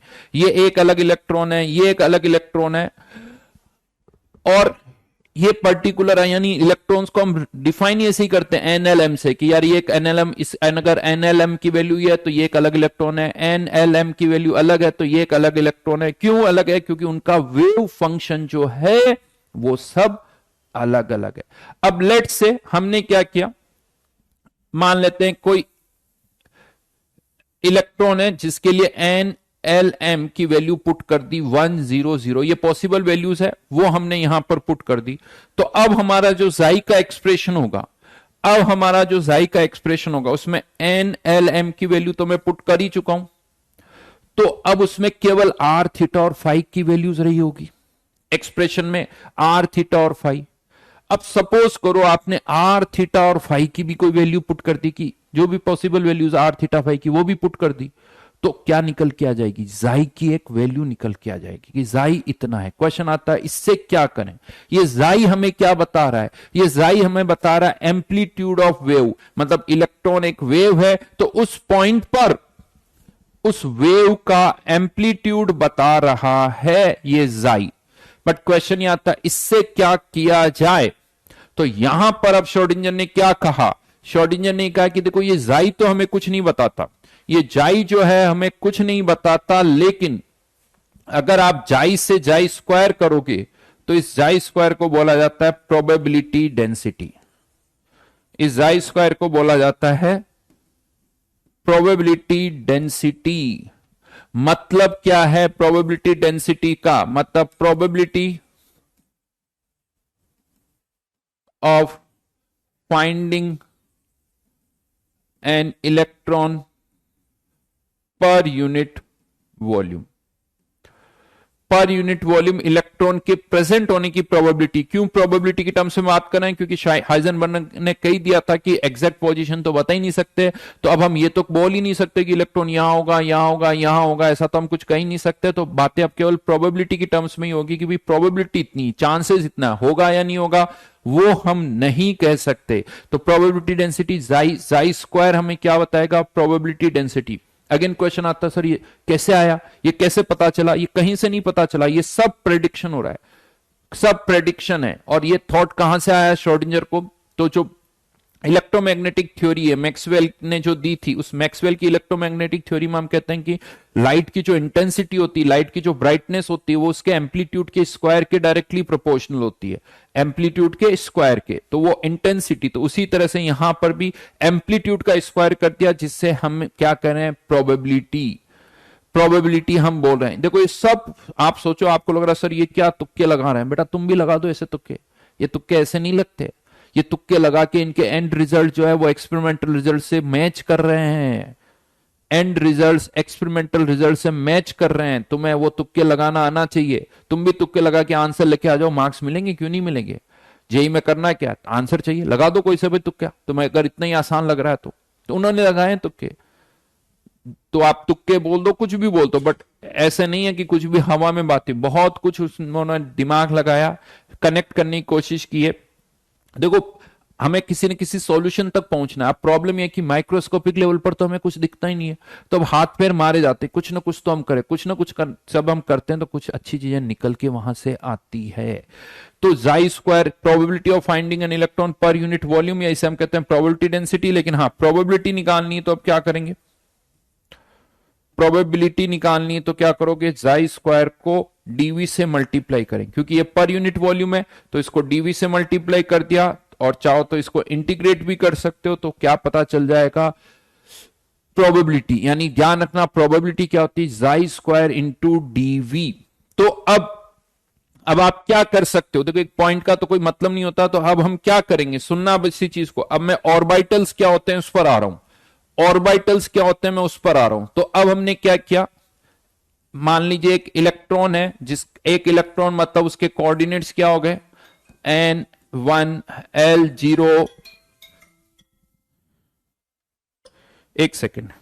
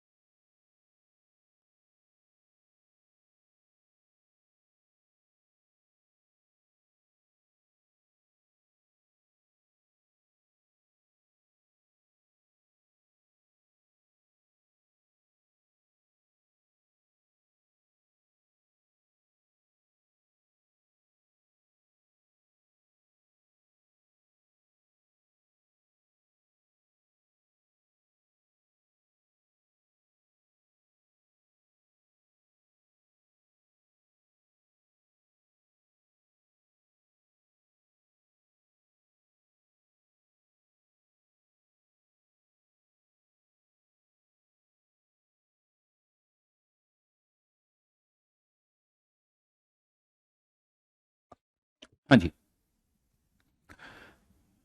तो यहां पर सुनना अब मेरी बात को। तो अब हम क्या करेंगे, मान लो कोई एक इलेक्ट्रॉन है जिसके लिए ये quantum number n l m की ये वैल्यू पुट कर दी, ये जैसे ही चेंज होगा इलेक्ट्रॉन चेंज हो जाएगा। अब मैं इस पर्टिकुलर इलेक्ट्रॉन की बात कर रहा हूं, इस पर्टिकुलर इलेक्ट्रॉन के लिए हमारे पास एक एक्सप्रेशन आ गया होगा जाइका, हाँ जाइका एक्सप्रेशन आ गया होगा, आर थीटा और फाई की टर्म होगी। अब सपोज करो मैंने उसमें आर थीटा और फाई की कोई वैल्यू पुट कर दी, आर थीटा और फाई की वैल्यू पुट कर दी, मान लो ये वाली वैल्यू पुट कर दी आर थीटा और फाई की, तो इस पॉइंट पर हमें क्या पता चल गया, जाई पता चल गया। लेकिन श्रोडिंजर ये कहता है कि इस जाई की तो कोई इंपॉर्टेंस नहीं है, तो आप क्या करो, इस जाई से क्या निकालो, जाई स्क्वायर है। ये जाई स्क्वायर आपको क्या बता रहा है, इस पॉइंट पर इलेक्ट्रॉन के प्रेजेंट होने की प्रोबेबिलिटी डेंसिटी। ठीक है, प्रोबेबिलिटी निकालनी तो कोई वॉल्यूम होना चाहिए थोड़ा सा, तो आपने क्या किया, एक छोटा सा वॉल्यूम लिया और इस छोटे से वॉल्यूम में इलेक्ट्रॉन के प्रेजेंट होने की क्या निकाल ली, प्रोबेबिलिटी निकाल ली साहब, जाई स्क्वायर इंटू डीवी। इस वॉल्यूम में इलेक्ट्रॉन के प्रेजेंट होने की प्रोबेबिलिटी क्या होगी, उसी तरह से फिर आपने क्या किया, किसी और छोटे से वॉल्यूम में इसी इलेक्ट्रॉन के प्रेजेंट होने की प्रोबेबिलिटी निकाल ली। एक ही इलेक्ट्रॉन की बात हो रही, इस इलेक्ट्रॉन की यहां प्रेजेंट होने की प्रोबेबिलिटी कितनी है, यहां प्रेजेंट होने की प्रोबेबिलिटी कितनी है, यहां प्रेजेंट होने की प्रोबेबिलिटी कितनी है, इस तरह से हर एक जगह पर हमने इसके प्रेजेंट होने की प्रोबेबिलिटी निकाल दी। देखिए, और जब हम इस तरह से इसकी प्रोबेबिलिटी निकालते हैं कि यहां पर भी कुछ है, यहां पर भी कुछ है, यहां पर भी कुछ है, यहां पर भी कुछ है, क्योंकि इलेक्ट्रॉन देखो एक वेव है और वेव का कोई एंड नहीं होता है, वेव का कोई एंड नहीं होता है, तो इलेक्ट्रॉन यहां पर भी है, यहां पर भी है, तो प्रोबेबिलिटी किसी जगह 0.01, किसी जगह 0.001, किसी जगह 0.02, इस तरह से होगी। इवन जब हम किसी एक इलेक्ट्रॉन की प्रोबेबिलिटी इलेक्ट्रॉन से 1 किलोमीटर दूर भी निकालते हैं, 1 मीटर दूर भी निकालते हैं, सोचो एक एटम कितना छोटा होता है, बट अगर एक इलेक्ट्रॉन की प्रोबेबिलिटी 1 किलोमीटर दूर भी निकाल रहे हो ना, तो मैं आपको बता दूं 1 किलोमीटर दूर भी कुछ ना कुछ प्रोबेबिलिटी आती है, यहां पर भी जीरो नहीं होती। मतलब एक एटम के अंदर इलेक्ट्रॉन जो होता है, आप कह सकते हो कि 1 किलोमीटर दूर भी हो सकता है। श्रोडिंगर इक्वेशन तो यही कहती है, क्यों, क्योंकि इलेक्ट्रॉन वेव और वेव का कोई एंड नहीं होता है। लेकिन जब हम यहां से प्रोबेबिलिटी निकालते हैं तो हम देखते हैं किसी जगह प्रोबेबिलिटी ज्यादा आती है, किसी जगह प्रोबेबिलिटी कम आती है।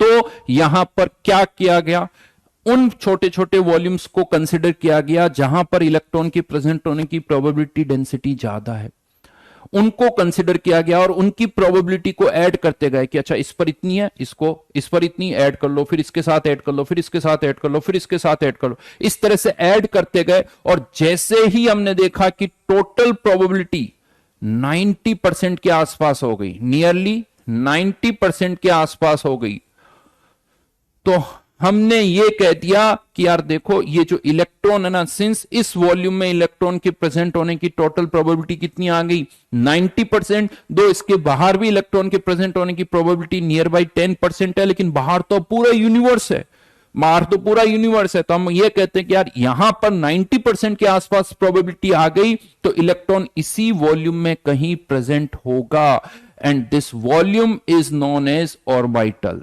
This volume is known as orbital. In fact orbital की जो डेफिनेशन ही होती है वो यही होती है, orbital is volume in which probability of finding an electron, probability of finding an electron is nearly 90%. This is the orbital. Bohr ने word use किया था ऑर्बिट। ऑर्बिट एक पाथ होता है, सर्कुलर पाथ होता है। ऑर्बिट अलग टर्म है, ऑर्बिटल अलग टर्म है। ये केवल एक पाथ होता है, सर्कुलर पाथ, और इसको क्लियरली लिख लेता हूं मैं। जबकि ऑर्बिटल एक वॉल्यूम है, एक पूरी स्पेस है। मतलब अब आप कह सकते हो कि इलेक्ट्रॉन इसी वॉल्यूम में कहीं होगा, दो इसके बाहर जीरो नहीं है, दो इसके बाहर जीरो नहीं है, लेकिन इतनी कम है कि हमने उसे नेग्लेक्ट कर दिया, उसको नेग्लेक्ट कर दिया। तो एक एक इलेक्ट्रॉन जो है इस वॉल्यूम में कहीं पर भी हो सकता है। अब इसमें कहां होगा वो नहीं पता हमें, तो इसे हम कहते हैं ऑर्बिटल, इसे कहा जाता है ऑर्बिटल। अब इसको सोचने का थोड़ा तरीका बताता हूं, ऑर्बिटल को कैसे फील करना है। दो बहुत ज्यादा फीलिंग जो है वो सही नहीं होती, लेकिन फिर भी थोड़ा बहुत आदत नहीं जाती हमारी। तो इस ऑर्बिटल को अब आप ऐसे सोचो, पार्टिकल नेचर की तरह भी सोच सकते हो, वेव नेचर की तरह भी सोच सकते हो। पार्टिकल नेचर से अगर सोचते हो तो ऐसे सोचो कि एक इलेक्ट्रॉन है जो कि इसी वॉल्यूम में घूम रहा है, इधर उधर जा रहा है। जहां प्रोबेबिलिटी ज्यादा होगी वहां ज्यादा देर तक रहेगा, जहां प्रोबेबिलिटी कम होगी वो कम टाइम तक रहेगा। इसीलिए इलेक्ट्रॉन इसी वॉल्यूम में कहीं घूम रहा होगा। ये इलेक्ट्रॉन की कौन सी नेचर है? पार्टिकल नेचर है। लेकिन वेव नेचर क्या कहती है? इसी को अगर ऑर्बिटल को वेव नेचर से सोचना है वो ज्यादा अच्छा तरीका है, पार्टिकल नेचर इतना अच्छा तरीका नहीं है। वेव नेचर कैसे सोचें? तो अब मैं ये बोलूं कि इलेक्ट्रॉन एक वेव है जो डिस्ट्रीब्यूटेड है, थोड़ा कम समझ में आता है। इसको ऐसे सोचो कि इलेक्ट्रॉन एक पार्टिकल से ही हम उसको रिलेट कर रहे हैं। इलेक्ट्रॉन लिया मैंने, उसको क्रश कर दिया, ग्राइंड कर दिया, बहुत फाइन क्रश कर दिया इलेक्ट्रॉन का, और उस इलेक्ट्रॉन को मैंने इस पूरे पार्ट में फैला दिया, स्प्रेड कर दिया, और क्रश करने के बाद फैल दिया। जहां प्रोबेबिलिटी ज्यादा थी वहां थोड़ा ज्यादा डाल दिया, जहां प्रोबेबिलिटी कम थी वहां कम डाल दिया। तो एक तरह से इलेक्ट्रॉन का क्या बन गया? क्लाउड बन गया। इलेक्ट्रॉन का क्या बन गया? क्लाउड। तो इसे ऐसे भी बोला जाता है electron cloud model. Electron cloud model, ये ऑर्बिटल एक तरह से इलेक्ट्रॉन क्लाउड की तरह है, जहां प्रोबेबिलिटी ज्यादा वहां ज्यादा डाल दिया, जहां प्रोबेबिलिटी कम वहां कम डाल दिया। तो एक फील। अब यहां ये नहीं बोलते कि इलेक्ट्रॉन यहां से यहां जा रहा है, यहां से यहां जा रहा है, एक वेव है, पूरा क्लाउड की तरह है, ये हम यहां पर कह सकते हैं, राइट। तो ये वेव नेचर की तरह होता है, ये वर्ड यूज किया जाता है इलेक्ट्रॉन क्लाउड मॉडल। तो बोहर तो बेटा कब का ही रॉन्ग प्रूव हो गया निखिल, बोहर तो पुरानी बातें हो गई, अभी आगे की बातें सुनो। तो यहां पर ऑर्बिटल वर्ड कैसे आया वो मैंने समझाने की कोशिश की है, व्हाट इज ऑर्बिटल। लेकिन अगेन फर्दर देखा गया कि ये हमने जब बात करें तो किसकी बात करें? जब n की वैल्यू 1 है, l की वैल्यू 0 है और m की वैल्यू 0 है। अगर हम यहां पर n की वैल्यू को चेंज करते हैं, l और m को कांस्टेंट रखते हैं, L और M को फिक्स 0 ही फिक्स रखा हुआ, केवल N की वैल्यू 1 2 3 करते हैं, तो हम क्या देखते हैं कि इस ऑर्बिटल का जो शेप है वो चेंज नहीं होता, बस इसकी साइज बढ़ती जाती है। N बढ़ाने पर साइज बढ़ती जाती है। तो आप ये कह सकते हो कि साइज ऑफ ऑर्बिटल किस पर डिपेंड करती है? N पर। N की वैल्यू जैसे ऐसा कोई डिपेंड्स ऑन L, ऐसा नहीं कि N की डिपेंड्स ऑन N। एन जैसे ही चेंज होगा तो साइज चेंज होगी। तो शेप कब चेंज होता है? शेप कब चेंज होता है of orbital? Depends on L. जैसे ही हमने यहां एल की वैल्यू बदली तो इसका शेप चेंज हो जाता, मतलब उन पॉइंट्स पर, क्योंकि ये ऑर्बिटल कैसे बनता है? जहां पर प्रोबेबिलिटी ज्यादा हो, तो एल इक्वल्स टू 1 के केस में हम क्या देखते हैं कि जो ऑर्बिटल का शेप आता है वो डम्बेल शेप की तरह होता है, डम्बेल शेप की तरह होता है। मतलब यहां पर इलेक्ट्रॉन के प्रेजेंट होने की प्रोबेबिलिटी ज्यादा है, यहां पर 0 नहीं है बट बहुत कम है, यहां पर भी है, यहां पर भी, यहां पर भी, लेकिन बहुत कम है। तो हमने उन पॉइंट्स को पहले लिया जहां प्रोबेबिलिटी ज्यादा है। तो ये डम्बेल शेप का यहां पर आता है। और m की वैल्यू चेंज करने पर इसका ओरिएंटेशन बदल जाता है। m की वैल्यू 0 होने पर मान लो ये y एक्सिस के अलोंग है, तो m की वैल्यू 1 होने पर ये हो सकता है z एक्सिस के अलोंग हो। तो ये सारी चीजें आपको पता है कि साइज जो है वो n पर डिपेंड करती है, शेप जो है वो l पर डिपेंड करता है। m जो थर्ड क्वांटम नंबर है, मैग्नेटिक क्वांटम नंबर, वो क्या बताता है? ओरिएंटेशन बताता है। उसके कारण जो ऑर्बिटल्स होते हैं उनके ओरिएंटेशन जो है वो चेंज हो जाते हैं, राइट। तो ये सोचने का तरीका होना चाहिए, ध्यान रखना। फर्दर यहां पर एक और चीज मैं आपको बता दूं, ये कोई इनका जो वॉल्यूम होता है ना वो एक्सक्लूसिव वॉल्यूम नहीं होता। जैसे यहां पर अगर मैं आपसे कहूं कि 1s का इलेक्ट्रॉन कहां होगा, तो ये 1s का इलेक्ट्रॉन है। अब मैं यहां पर 1s 2s ऐसे बोल रहा हूं, उसे nlm अलग बोलने की जरूरत नहीं पड़ती। आपको भी पता 1s के लिए n की वैल्यू क्या है, l की वैल्यू क्या है, m की वैल्यू क्या है। मान लो 1s का इलेक्ट्रॉन है, मतलब 1s इलेक्ट्रॉन इस वॉल्यूम में कहीं होगा, तो क्वेश्चन आता है कि 2s जो होगा, 2s का इलेक्ट्रॉन क्या वो इसके बाद होगा? क्या ऐसा होता है कि 2s का इलेक्ट्रॉन यहां कहीं होगा? नहीं, 2s का इलेक्ट्रॉन इस पूरे वॉल्यूम में कहीं पर भी हो सकता है। यहां पर भी हो सकता है। यानी यहां पर अगर कोई इलेक्ट्रॉन है, आप मुझसे पूछो कि सर बताओ वो 1s का या 2s का, नहीं बता सकता। वो 1s का भी हो सकता है, 2s का भी हो सकता है, लेकिन हाँ मैं ये कह सकता हूं कि अगर 1s का इलेक्ट्रॉन होगा तो वो इसी वॉल्यूम में कहीं होगा, 2s का इलेक्ट्रॉन होगा तो वो इसी वॉल्यूम में कहीं होगा। और अगर यही 2p की बात करें तो आपको भी पता है 2p कुछ इस तरह से होता है। 2p कुछ इस तरह से होता है। तो यहां पर अब ये जो इलेक्ट्रॉन है ये 1s का भी हो सकता है, 2s का भी हो सकता है, 2p का भी हो सकता है। तो ऐसा नहीं कि ये मेरा एरिया है तुम इधर नहीं आ सकता, 1s वाला कह सकता कि 2s वाले को तुम मेरे एरिया में क्यों आ गया, मेरे वॉल्यूम में क्यों आ गया। भाई ऐसा कुछ नहीं है। कोई मेरा इलाका है तुम्हारा इलाका नहीं है, वो कॉमन हो सकता है, ये ध्यान रखना। समझ में आ रही मेरी बात। और इन्हें देखो बहुत सारी बातें मैं बता रहा हूं, सुनो एक बार नहीं, दूसरी बार तीसरी बार जब जब सुनोगे चीजें समझ में आएगी, फिर क्वेश्चन करोगे और समझ में आएगा। इन सब पर जेई मेंस में क्वेश्चन आते हैं।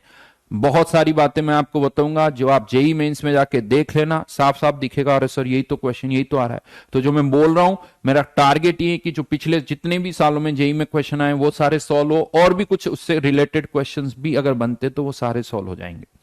तो वो करो और फिर जेई मेंस के क्वेश्चन करना, खुद समझ में आ जाएगा कि हाँ सर यही जो आप पढ़ा रहे थे वही तो बार बार पूछा जा रहा है। कॉमन आते हैं क्वेश्चन, क्वेश्चन कोई बहुत ज्यादा नहीं है, गिने चुने कुछ क्वेश्चन हैं जो आपको पता होने चाहिए। नाउ यहां पर एक और छोटी सी चीज बता देता हूं, फिर आगे बढ़ते हैं इससे रिलेटेड। ये जो सरफेस हम बनाते हैं ना, तो कोई भी ऑर्बिटल की सरफेस अगर बना रहे हो, तो मैंने क्या कहा था आपसे कि वो पॉइंट्स पहले लेते हैं जहां प्रोबेबिलिटी ज्यादा होती है, फिर वो वाले पॉइंट्स लेते हैं, फिर कम होती। तो एक साथ बहुत सारे पॉइंट्स होते हैं जहां प्रोबेबिलिटी एक जैसी होती है, फिर बहुत सारे ऐसे होते हैं जिनकी प्रोबेबिलिटी थोड़ी कम होती है।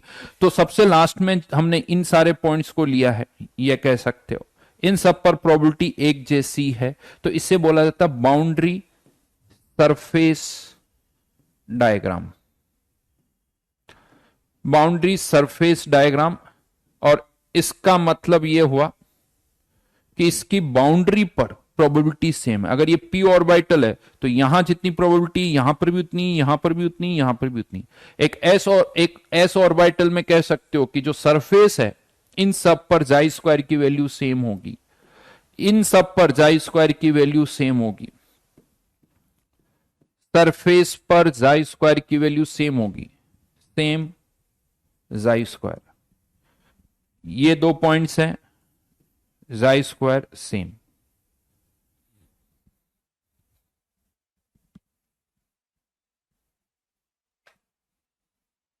हाँ केशु बेटा, कोटा में अगर एक एटम है तो उसका इलेक्ट्रॉन तुम्हारी शहर में भी हो सकता है, बिल्कुल हो सकता है। प्रवीण मजा आ रहा ना, चलो अच्छी बात है। सर आप जैसा पढ़ा रहे हो एक कंसेप्ट के बीच में ब्रिज बन रहा है, हाँ वही बस ब्रिजिंग करनी थोड़ी बहुत, बहुत स्ट्रॉन्ग ब्रिज तो नहीं बनेगा, मैं बहुत क्लियरली बता दूं, बट ठीक ठाक लगना चाहिए कि हाँ कुछ चीजें तो है हो रही है। ठीक है, तो जाई स्क्वायर जो है सेम वैल्यू होगी इन पॉइंट्स पर, बाउंड्री सरफेस डायग्राम। तो यहां पर मैंने क्या करने की कोशिश की है कि श्रोडिंगर इक्वेशन से इलेक्ट्रॉन यानी ऑर्बिटल तक का जो जर्नी है वो हमारी पूरी हुई। श्रोडिंगर इक्वेशन से ऑर्बिटल्स कैसे बनते हैं वो बताया। अब यहां पर एटॉमिक स्ट्रक्चर दो पार्ट में डिवाइड हो जाता है, दो पार्ट में डिवाइड हो जाता है। यहां पर अब एक पार्ट तो यह आता है कि ऑर्बिटल्स के बारे में हम बात करते हैं, और फिर हमने बहुत सारे पॉइंट्स याद कर ली कि ये जितने भी ऑर्बिटल्स होते हैं, एन उनकी साइज बताता है, एल उनका शेप बताता है, और फिर यहां से इलेक्ट्रॉनिक कॉन्फ़िगरेशंस चालू हो जाते हैं, हंट्स रूल, ऑफबाउ रूल, और ये सारी बातें यहां पर हम करने लगते हैं, और वो इलेक्ट्रॉनिक कॉन्फ़िगरेशन वाली बातें स्टार्ट हो जाती जो कि आप पीरियोडिक टेबल में पढ़ते हो। यहां पर हम वो सारी बातें नहीं करेंगे। यहां पर मैं आपको क्या बताने वाला हूं, हम इलेक्ट्रॉनिक कॉन्फ़िगरेशन की बातें नहीं करेंगे, वो आप पीरियोडिक टेबल में करते हो, वहां पर सारा देखते हो कि आयरन का इलेक्ट्रॉनिक कॉन्फ़िगरेशन क्या होगा, कौन सा ऑर्बिटल पहले भरेगा, कौन सा बाद में भरेगा, इलेक्ट्रॉन कौन सा पहले निकलेगा, किस ऑर्बिटल की एनर्जी कम होगी, N+L रूल जो आप लगाते हो।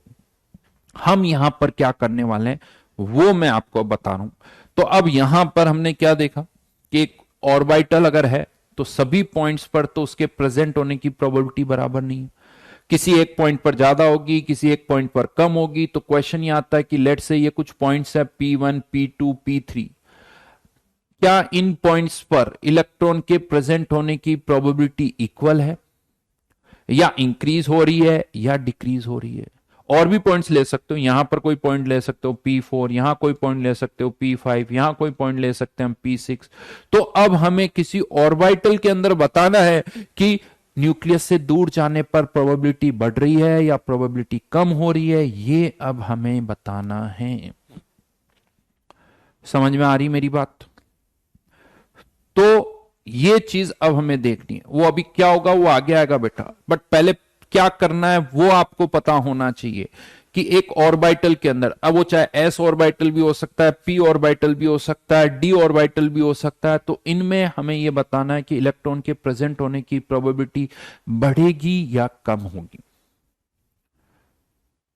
नाउ अब यहां पर देखो, अब जो ये प्रोबेबिलिटी किसी एक इलेक्ट्रॉन की फिक्स कर दिया, एन एल एम की वैल्यू तो पुट कर दी, लेकिन अब वेरिएबल कितने, आर थीटा और फाई। ये जो डायग्राम आप देख रहे हो तो 2D है, बट इलेक्ट्रॉन तो 3D होता है, तो एक साथ आर थीटा फाई कुछ भी बदल सकते हैं आप। अब मैं आर थीटा फाई बदलूं फिर जाई निकालूं तो उसका ग्राफ प्लॉट नहीं कर पाओगे। एक साथ 4 वेरिएबल चेंज, 3 वेरिएबल बदलते हुए चौथा वेरिएबल कैसे वेरी करेगा, उसका कर्व तो प्लॉट नहीं हो सकता। तो इसको थोड़ा आसान कैसे बनाते हैं, हम क्या करते हैं, यहां पर थीटा और फाई को क्या रखते हैं, कांस्टेंट। थीटा एंड फाई को कांस्टेंट रखा जाता है। अब थीटा और फाई को आप अगर आपने कांस्टेंट कर दिया, इसका मतलब न्यूक्लियस से आप किसी एक ही डायरेक्शन में जा रहे हो, एक ही डायरेक्शन में जा रहे हो, तो केवल अब क्या चेंज हो रहा है, आर चेंज हो रहा है। तो हम ये देखेंगे कि केवल आर चेंज करने पर जाइम में कैसे चेंज होता है, आर को चेंज करने से जाइम में कैसे चेंज होता है। और जैसा आपको पता भी है कि जो आर और एफ इंटू थीटा फाई, तो यहां पर अगर हम देखें आर चेंज करने पर ये रेडियल पार्ट चेंज होगा, एंगुलर पार्ट तो चेंज हो ही नहीं रहा। क्यों नहीं चेंज हो रहा, क्योंकि ये थीटा और फाई हमने क्या कर दिया, कांस्टेंट। थीटा और फाई कांस्टेंट हो गया तो ये वाली टर्म तो क्या हो गई, कांस्टेंट। तो जैसे जैसे ये रेडियल पार्ट चेंज होगा, जाई भी उसी तरह से चेंज होगा। तो बेसिकली अब हम क्या डिस्कस कर रहे हैं कि ये जो radial part of wave function है वो आर के साथ कैसे चेंज होगा, radial part of wave function r के साथ कैसे चेंज होगा। तो अब जो हमारा डिस्कशन है वो इस पार्ट पर है, variation of radial part of wave function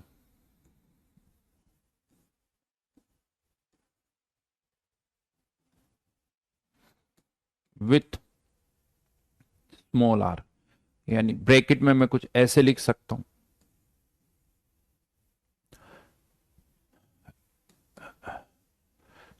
radial part जो है वो आर के साथ कैसे वेरी करेगा, ये हम डिस्कस करेंगे।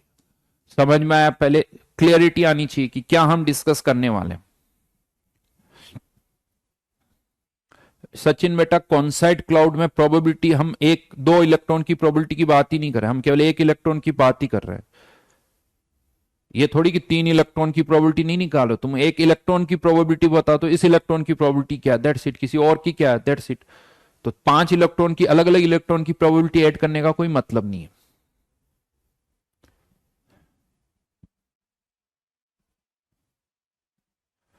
जय बेटा, बड़े अच्छे क्वेश्चंस आते हैं। क्वेश्चन ऐसा नहीं बहुत आसान हो, ऐसा नहीं है, बट क्वेश्चन आते हैं और डबल इंपॉर्टेंस है। फिजिक्स में भी आते हैं, केमिस्ट्री में भी आते हैं, तो चैप्टर का वेटेज ज्यादा है। जेई मेंस में भी अच्छा खासा वेटेज है, जेई एडवांस में भी अच्छा खासा वेटेज है। ठीक है, तो अब पहले तो ये समझना कि चैप्टर में चल क्या रहा है, क्वेश्चन कैसे आते हैं। और इन जित और एक और चीज मैं बता दूं, जो जो बता रहा हूं उन सब पर जेई मेंस जेई एडवांस में क्वेश्चन आए हुए हैं। ऐसा नहीं कि कुछ आउट ऑफ द सिलेबस कर रहे हैं। ये सब जो मैं आपको बता रहा हूं इन पर क्वेश्चन आए हुए हैं। अब जाके देखना आप जेई मेंस जेई एडवांस के क्वेश्चन, तब थोड़ा समझ में आएगा, क्वेश्चन की लैंग्वेज समझ में आएगी, क्वेश्चन क्या कह रहा है वो समझ में आएगा। नहीं तो वो क्वेश्चन ही क्या बोल रहे हैं वही नहीं समझ में आएगा। बट ये कैसे होगा वो अब हमें देखना पड़ेगा।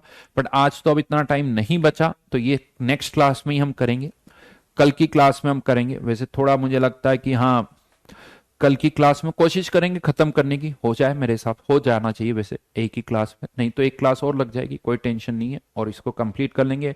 और वैसे भी मैं आपको बता चुका हूँ 1 जनवरी से मैं आपको रिवीजन प्लान दूंगा, तो वो प्लान जो रिवीजन प्लान स्टार्ट होगा 1 जनवरी से, नए साल के दिन नई स्टार्ट करेंगे, तो वो सारा प्लान में दूंगा। वो प्लान मेरे पास तैयार है आप लोगों के लिए, जो कि 20 जनवरी तक चलेगा। 1 जनवरी से 20 जनवरी तक का आपका रिवीजन प्लान तैयार है, वो मैं आपको लास्ट क्लास में बता दूंगा क्या क्या करना है। कम टाइम है लेकिन मैक्सिमम जितना हो सकता है उतने करने की कोशिश करेंगे। फिर उसके बाद जेई मेंस फर्स्ट अटेम्प्ट के बाद फिर से मैं आपको पहले तो एक चैप्टर जो छूटा हुआ है वो करेंगे सरफेस केमिस्ट्री, और फिर उसके बाद वापस से एक रिवीजन प्लान दे दूंगा फरवरी में, वो थोड़ा अच्छी तरह से करेंगे, ताकि उसमें 35 दिन 40 दिन लगेंगे, ताकि सेकंड जेई मेंस से पहले हमारा एक बहुत अच्छा रिवीजन प्लान हो जाए। सही बेटा, अभी तो पहले बाहर को कोर्स करो, अभी केवल कोर्स करो, तुम पहले कोर्स करो, है ना, उस पर फोकस करो। जिनका कोर्स नहीं होता उनके लिए पहले कोर्स करना बहुत जरूरी होता है। टेस्ट सीरीज है, लेकिन टेस्ट सीरीज उनके लिए जिन्होंने पहले रिवीजन कर लिया हो, बिना रिवीजन किए बिना चैप्टर पढ़े कुछ याद ही नहीं है और टेस्ट देने बैठ जाओगे तो क्या होगा, वही वाली बात होगी, हथियार ही नहीं है और भारत पाकिस्तान बॉर्डर पर जाकर जगह, अरे आओ, क्या होगा तुम्हारा, तुम ही जान सकते हो। तो पहले तैयारी करो फिर टेस्ट दो। तो टेस्ट पेपर जिनका हो चुका है, 12th वाले हैं जिनका कोर्स हो चुका है, उनके लिए ज्यादा अप्रोप्रिएट है अभी आपके लिए। तो पहले नोट्स पढ़ना जरूरी है, समझो इस चीज को, क्या जरूरी है वो देखो, क्या करना है, ऐसे मार्क्स नहीं आते। पहले सबसे पहला काम रिवीजन में आपको नोट्स पढ़ने पड़ेंगे, फटाफट फटाफट, जितना जल्दी नोट्स पढ़ोगे उतना फायदा मिलेगा, क्वेश्चन सॉल्व करोगे। आपके पास अभी टेस्ट देने का इतना टाइम नहीं, टेस्ट आपको देने तो थोड़े बाद में, टुवर्ड्स द एंड 17-18 जनवरी के आस बाद में आप थोड़ा टेस्ट देना चालू कर सकते हो, क्योंकि तब तक थोड़ा बहुत आपका रिवीजन हो जाएगा। बिना रिवीजन किए किसी चैप्टर का टेस्ट दोगे तो फिर प्रॉब्लम आएगी, परेशान होगे, मार्क्स नहीं आएंगे, टेंशन में आओगे। बेटा सारी एमडी लाइनें बहुत क्लियर लिखी हुई, ऑर्बिट जान लिखना, ऑर्बिट लिखा, ऑर्बिटल जान लिखना, बहुत क्लियरली लिखा है, वापस सुन लेना, तुम्हें सारी चीजें समझ में आ जाएगी। ठीक है, तो आज के लिए इतना ही। आज मैं कोई होमवर्क भी आपको नहीं दे रहा हूं, क्योंकि आज जो कुछ पढ़ा है उसमें कुछ है नहीं, तो होमवर्क नहीं है। आप चाहो तो थोड़ा बहुत पुराना जो भी आपका रिविजन है वो करो, कोई नया होमवर्क आज के लिए नहीं है। Bye bye.